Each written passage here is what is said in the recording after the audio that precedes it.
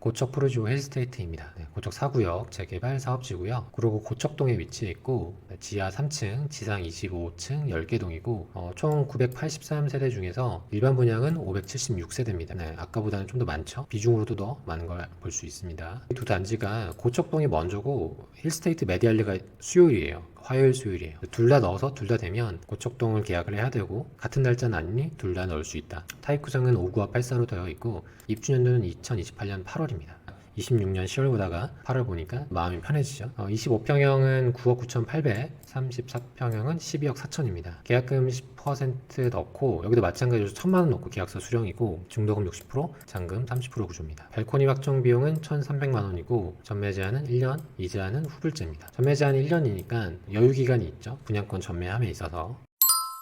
서울시 안에서 구로구의 인구수는 42만 명으로 10위권에 속합니다. 구로구 내에서 인구가 가장 많은 곳이 구로 제2동, 개봉동, 고척동 참고를 하실 수 있겠습니다. 연령대 비중은 30, 40대, 50대가 이제 한 40% 중반대로 가장 많고요. 그리고 1, 2인 가구, 또 3인 이상 가구는 다음과 같습니다. 구로구는 위치가 여기입니다. 구로구나 금천구보다 과천이나 광명이나 이런 곳들의 평당가가 더 높고 사람들의 선호도가 더 높죠. 그 이유는 뒤에서 한번 볼 수 있는데 행정구역은 서울이지만 이거 조금 외곽에 있다. 입지적으로는. 자, 구로구의 장점과 단점이 다소 명확합니다. 대림, 여기 남구로역, 이쪽에 조선족 분들이나 중국 분들이 이제 많이 거주하고 계시고 낙후된 이미지가 강하다. 또 뭐가 있죠? 원래 교도소가 있었죠. 이쪽 자리에. 근데 이 교도소가 천왕역 인근으로 이동을 했습니다. 이쪽에 있었던 자리는 주상복합으로 지금 지어진 상황이에요. 과거에는 그 교도소가 있었는데 이동을 했고 지하철이 있지만 지상철인 그런 부분이 있습니다. 인접한 광명이나 다른 지역들이 상대적으로는 살기 좋으니까 조금 가더라도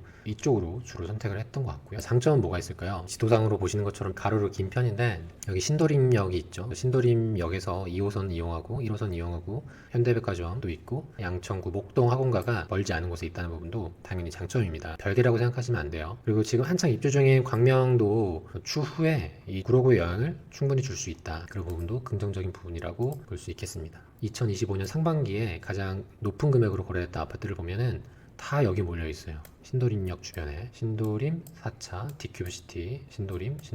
아까 은평구는 DMC도 있고 녹번도 있고 응암도 있었지만 여기는 한쪽에 선호도가 높은 걸 볼 수 있습니다. 디큐브시티가 현대백화점이 나간다고 한 것 같은데 그 이유 얘기 들어보신 분 계신가요? 거래가 많이 잘 되는 아파트. 작년 5월부터 지금까지 통계인데요. 여기 신도림, 대림 1, 2차 아파트가 가장 많습니다. 구로역 바로 앞에 있는. 그렇죠? 여기는 이 구로구는 이 일대가 가장 선호도가 높다라고 다시 한번 확인할 수 있습니다. 이제 오늘 소개해드릴 곳이 여기 고척 4구역 재개발한 여기예요. 여기 개발 계획도 프리미엄에 올라갈 수 있는 부분이기 때문에 확인을 해보면 목동이 가장 관심이 가죠. 목동이 얼만큼 잘 빠르게 될 것인가가 제일 중요한데 이렇게 정비구역으로 묶여 있고 아직은 거의 초반 단계인 것 같습니다. 그 밖에 구로구 내에서는 이렇게 있긴 한데 재건축 개봉 3구역은 조합 설립 이근가고 다른 구역은 모아타운이나 신속통합 부지역 파급력 있는 단지가 있다고 보기에는 어려울 것 같습니다. D큐브 나가고 나중에 스타필드 안에 들어선다고 하네요. 길 하나 건너서 이 목동 아파트가 있어요.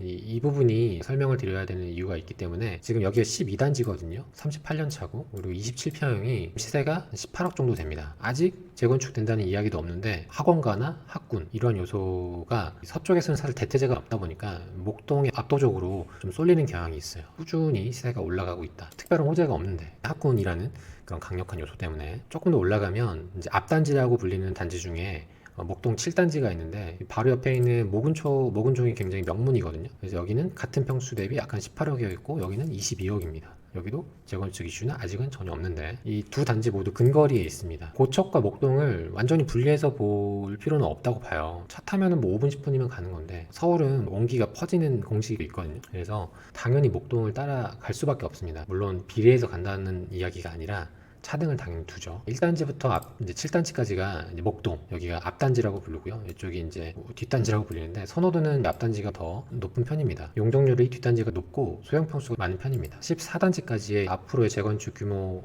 예정인데 거의 초기 단계라고 볼 수 있습니다.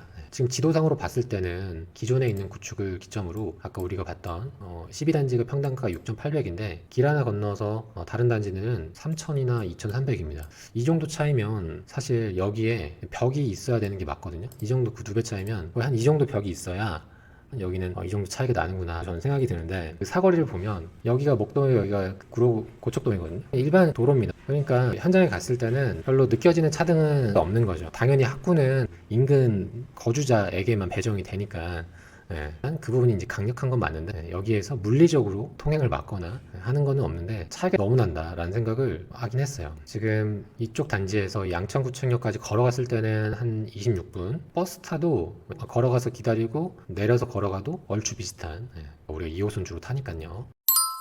주변 모습입니다. 특파원이 나가셔서 찍어 오신 사진인데요. 기존에 교도소 있던 자리 있죠? 주상복합으로 올린 임대 아파트예요. 예전의 모습 다 사라졌습니다. 그러니까 예전 분들만 그 과거에 갇혀있지, 젊은 분들은 그냥 가성비 있는 동네를 생각하고 사는 거죠. 여기가 현장이고요. 아파트가 있는 걸 좀 보실 수 있어요. 기존의 아파트, 현장, 학원차, 라이딩을 많이 하겠죠. 현장 부지입니다. 주변 모습입니다. 약간의 경사는 있긴 해요. 그렇게 심한 경사는 아니라고 보여지고요. 조감도의 모습입니다. 힐스테이트하고 프루지오가 컨소로 하는 그런 브랜드입니다. 경사가 있는 걸 좀 볼 수 있죠. 부지 모양이 이렇게 삼각형 모양으로 되어 있는데 나쁘지 않은 것 같아요. 굳이 로얄동을 꼽자면 이제 아무것도 가리지 않는 이런 라인들이 그나마 나을 것 같아요. 25평이 주력평형이고 400개 조금 넘죠. 34평형은 한 100여 개인데 이제 84A가 좀 더 많다. 고척 초등학교가 있고 또 덕이 초등학교가 있는데요. 좀 적은 편입니다. 학군을 기대하고 가는 곳은 사실 아니라고 보여지고, 이제 신혼부부나 아이가 아직 완전히 어린 그런 가구가 더 적합하겠죠. 나중에 임대나 매매를 맞추기에도요. 지금 1동부터 볼 텐데요. 이제 고층도 있죠. 34평은 이제 10층 이하로 있고, 여기 이렇게 종이접기처럼 되어 있는 거는 발코니 변화라고 해서 작은 방하고 큰 방의 발코니 위치를 바꾸는 것 뿐이에요. 큰 건 아니고, 25평은 다 고층이 있고 34평은 이제 10층 이하로 있다라고 보시면 되겠습니다. 여기는 좀 특이하게 이 평면을 이렇게 표기를 했더라고요. 59는 3베이, 그래서 59B하고 59A하고 둘 다 판상형인데 방 하나 좀 더 많은 A가 인기가 좀 더 많겠죠. 이 배치는 다 고루고루 되는 상황입니다. C는 타워형이고요. D는 판상형, D도 괜찮은 84A입니다. 4베이 판상형이고, 종이접기 안내해드렸죠. 기본 버전은 침실2에 나와 있는데 특화 버전은 이거 바뀐 겁니다. B는 타워형이고요. C는 타워형입니다. 25평 모습이고, 주방이 좀 작죠. 84A입니다. 훨씬 더 거실이 넓은 모습이고요. 주방 창도 넓고, 지금 여기가 공원이거든요. 여기가. 그래서 그거를 기억해 두시고 보시면 돼요. 제가 여기 서 있고 여기 서 있으면 여기 공원 있잖아요. 이쪽이 목동인 거예요. 여기 앞에 있는 동들이 개방감이 있고 괜찮을 것 같다는 생각이 듭니다. 금액입니다. 25평이 9억 9천, 계약금 10%, 중도금 60%이고 전매가 1년이니까 중도금 대출 2회차까지는 실행하고 나서 매매할 수 있는 거죠. 입주 시점이 늦으니까 분양권 팔려면 고층 물건들 이런 게 좋을 것 같아요. 그러니까 판상형 중저층보다도 타워형의 고층이 분양권 상태에서는 인기가 많을 것 같은데 나중에 입주할 때는 바뀔 수 있습니다. 34평은 12억, 금액을 입혀봤습니다. 여기는 입주가 길기 때문에 이자를 꼭 생각해야 돼요. 84는 12억, 이자가 한 4,300 정도 되죠. 총 납부해야 되는 금액은 한 13억 정도 됩니다. 여기서 취등록세까지 염두에 두셔야 되고, 가끔 가다가 중도금 대출 부담스럽다고 갚는 분이 있는데 저는 되도록이면 그냥 받는 걸 추천드립니다. 25평형은 9억 9천에 발코니 비용에 확장비해서 한 10억 정도 됩니다. 최종적으로 납부해야 되는 금액. 입주가 늦기 때문에 여러 가지 플랜을 잡을 수 있다는 것이 괜찮은 부분이라고 생각이 들고요. 타입은 많은 편이고 보통 경쟁이 많이 배정되는 물량에 쏠리는 편이거든요. 정리를 해보도록 하겠습니다. 지금까지 그래 잘 들었는데 그래서 어떻게 하라는 거냐, 좋다는 거냐 나쁘다는 거냐, 항상 이런 결론을 기대하시는데 그것부터 이야기하면 다시 뱅글뱅글 돌다 보니 지금 쭉 설명을 드린 겁니다. 우리가 생각했던 유해 요소가 많이 사라진 상황이고, 중국 분들이나 이런 분들이 사는 동네랑은 사실 별개거든요.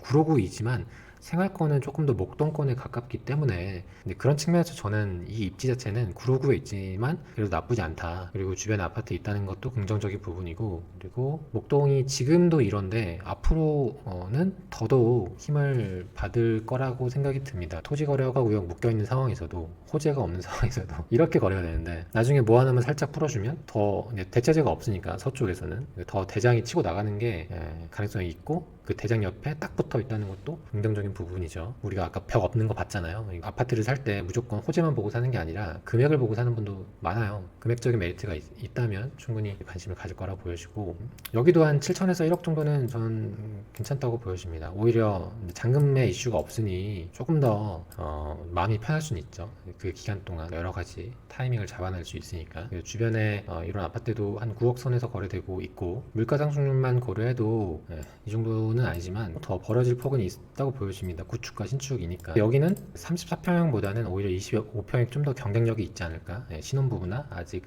아이가 완전 어린 세대 위주로 34평도 경쟁력은 적어도 물량이 적으니까 그런 측면에서 나쁘지 않을 것 같다는 생각이 듭니다. 그리고 아까 말씀드린 여기 호반 서밋 개봉은 아예 생활권이 달라요. 차가 엄청 막히고, 제가 아까 말씀드린 생활권이 중요한 거거든요. 그래서 구로구에 있다고 해서 무조건 별로가 아니라 그 주변의 생활권을 바탕으로 따져보는 게 맞을 것 같습니다. 네, 이렇게 해서 고척 프루지오 에스테이트는 여기까지 하고 마치도록 하겠습니다. 작은 계획은 제가 세워드리기 좀 어려워요. 그래서 한번 제 유튜브 영상에 그 작은 편도 있으니까 그거 보시고, 또 베니아TV 톡방에 오시면은 전문가분들이 많이 계시니까 작은 계획에 대해서도 잘 알려주실 겁니다.